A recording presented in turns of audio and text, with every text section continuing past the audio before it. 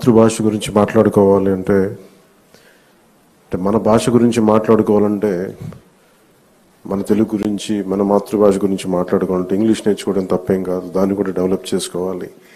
దాన్ని కూడా మనం నిర్లక్ష్యం చేయట్లేదనే దుస్థితికి మనందరం చేరిపోయాం. మన భాష గురించి మన భాష మీద మక్కువ కానీ మమకారం కానీ చూపించడమే పాపం, నేరం అయిపోయింది. దానికి కారణం మనలోని భయం. అది గత ప్రభుత్వం కొన్ని నిర్ణయాలు తీసుకోవచ్చు. అంతకుముందు ఎవరైనా సరే, ఇట్స్ నాట్ అబౌట్ ఒక ప్రభుత్వానికి కాదు, కానీ ఏ ప్రభుత్వానికైనా సరే బాధ్యత ఆంగ్లం ఇది ఒక సమాజంలో ఉన్న సమస్య అంటే ఆంగ్లం మాట్లాడకపోతే తప్ప వాళ్ళకి ప్రతిభావంతులు కాదు, మేధస్సు లేదనే ఒక దుస్థితికి మనం అందరం ఒక ఆలోచన ధోరణి చేరిపోయింది. దీనిని కొన్ని దశాబ్దాలుగా ఒక్కొక్కరు బద్దలు కొడుతూ వచ్చారు. మనకి తెలుగు వ్యాకరణంగా నేర్చుకోవాలంటే బాగా బాధాకరమైంది ఏంటంటే, స్కూల్స్లో ఉన్నప్పుడు కానీ తెలుగు అధ్యాపకుల్ని వెటకారం చేయటం, సరైన తెలుగు మాట్లాడుతుంటే దానివల్ల ఏదో ఒక కామెడీ, ఒక వినోదం కలిగించే విధంగా ఉంది తప్ప నిజంగా తెలుగు భాష తాలూకు ఔన్నత్యం కానీ దాని గొప్పతనం కానీ అది చాలా పాపులర్ దీంట్లో తగ్గిస్తూ వచ్చాం. మనం అక్కడ మనందరం కూడా దీంట్లో బాధితులమే. కేవలం పోయిన ప్రభుత్వం ఒక్కటే బాధ్యత కాదు, మనలో ప్రతి ఒక్కరికి మన భాషని గౌరవం చూపించాల్సిన బాధ్యత మనందరి మీద ఉంది. ఇది నిజంగా చాలా దుస్థితి. ఎన్నిసార్లు మాట్లాడుకున్నా మనం నిజంగా గిడుగు వెంకటరామమూర్తి గురించి వారి గురించి ఎంతమందికి ఇప్పుడున్న వర్తమాన ఈ కంటెంపరీ గ్రూప్ తెలియకపోవచ్చు యువతకి.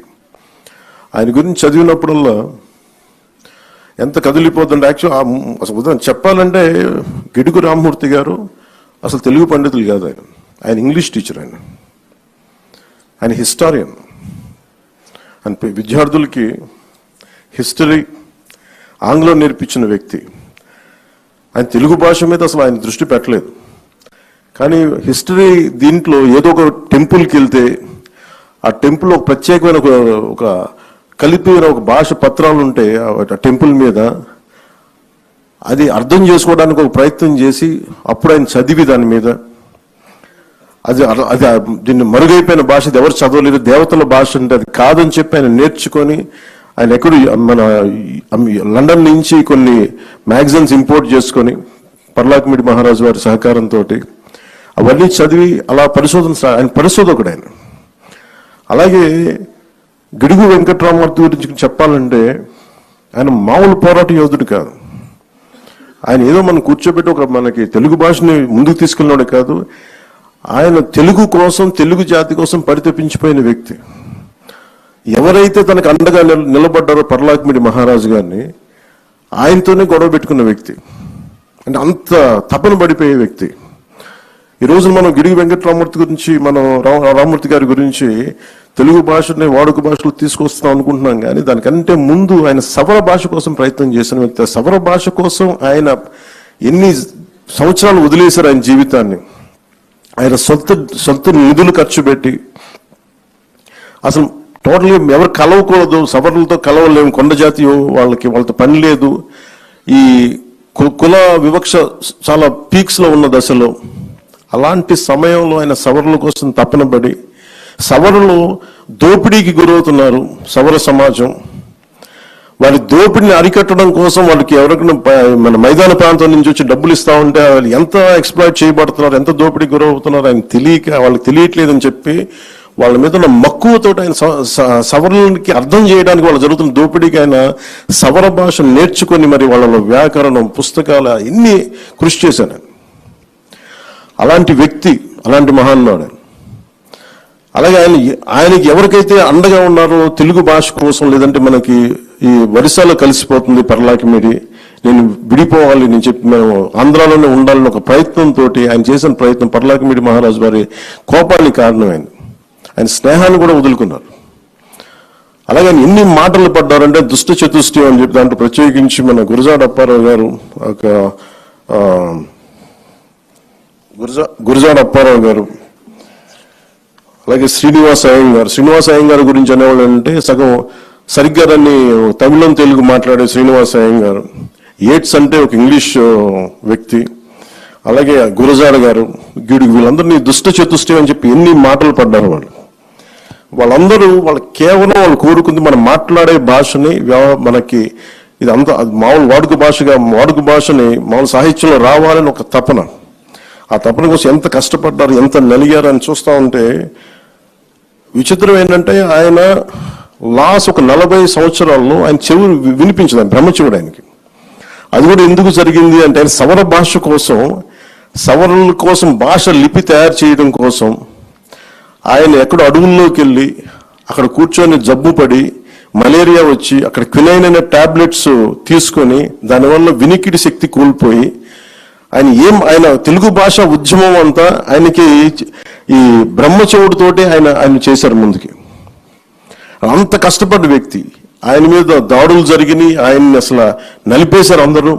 అప్పుడున్న సనాతనవాదులందరూ వాటన్నిటిని తట్టుకొని నిలబడి ఈ రోజున మనకి వాడుక భాషను ఇచ్చిన వ్యక్తికి నివాళులు అర్పించుకోవడం మనస్ఫూర్తిగా ఆ అవకాశం మాకు ఈ విధంగా రావటం నిజంగా చాలా చాలా గర్వంగా ఉంది.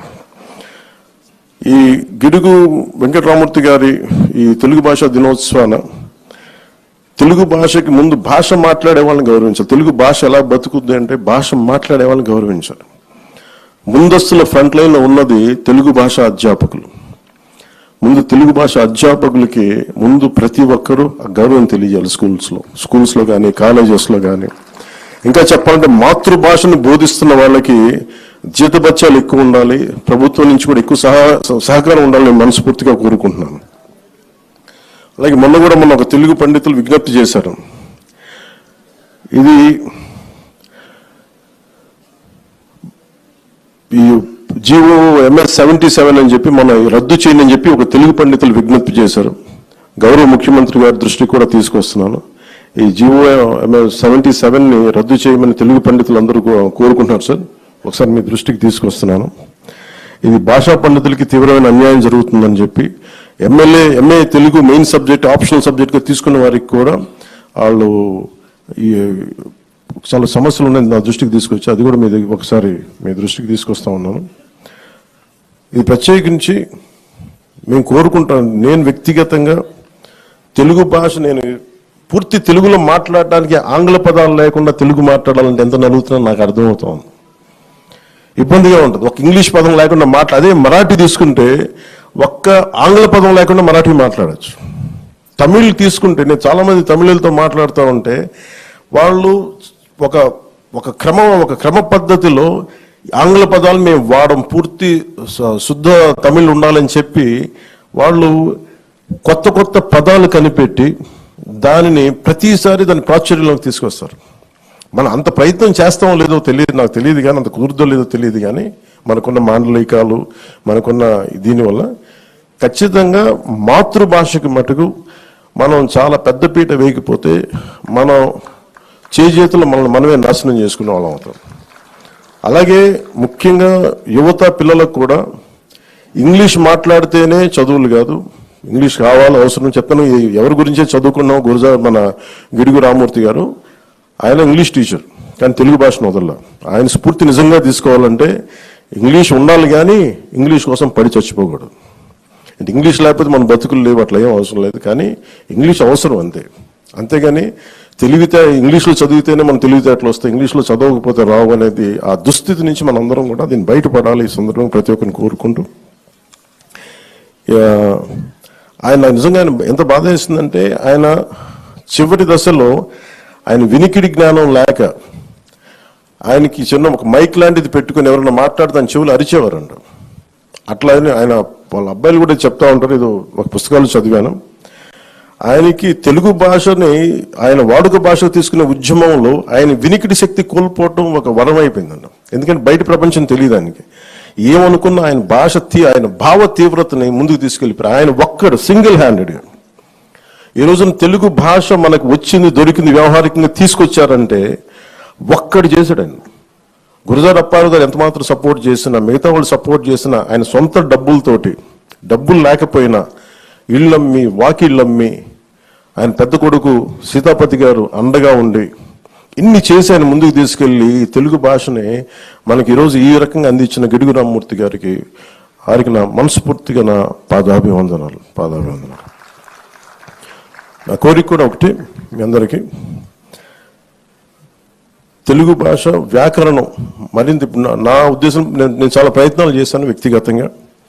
సూర్యరాయేంద్ర నిఘంటువుని 80లో ప్రచురించారు. తర్వాత మళ్ళీ దాన్ని రావటం మానేసింది. పిఠాపురం మహారాజు వారు 7 సంకలనాలు ఉండే, 7 వాల్యూమ్స్. ఆ తర్వాత దాన్ని వదిలేసాం.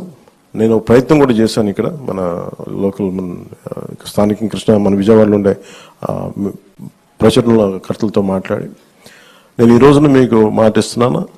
అది ప్రభుత్వం మన చంద్రబాబు గారి దృష్టికి తీసుకెళ్లి, గౌరవ ముఖ్యమంత్రి చంద్రబాబు గారి దృష్టికి తీసుకెళ్లి సూర్యరాయేంద్ర నిఘంటువు ఆయన ఈ భాషా దినోత్సవం సందర్భంగా ఈ సూర్యరాయేంద్ర నిఘంటువుని ఖచ్చితంగా ప్రాచుర్యం తిరిగి పునర్ముద్రణ జరగాలి. దానికి మనస్ఫూర్తిగా కృషి చేస్తాం, దాన్ని ముందుకు తీసుకొస్తామని మీకు మాటిస్తూ మరోమారు గిడుగు వెంకటరామమూర్తి గారికి వారికి కృతజ్ఞతలు, వారికి నమస్కారాలు తెలియజేసుకుంటూ సెలవు తీసుకున్నాను.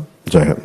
ఇప్పుడు ఆపరేషన్ లేకుండానే మోకాళ్లకు ప్లాస్మా ట్రీట్మెంట్. మీ ఆర్థోపెటిక్ సమస్యలన్నిటికీ రోబోటిక్ టెక్నాలజీ ద్వారా తక్కువ ఖర్చుతో శాశ్వత పరిష్కారం. Free consultation. ప్రతి ట్రీట్మెంట్ పై 20% డిస్కౌంట్.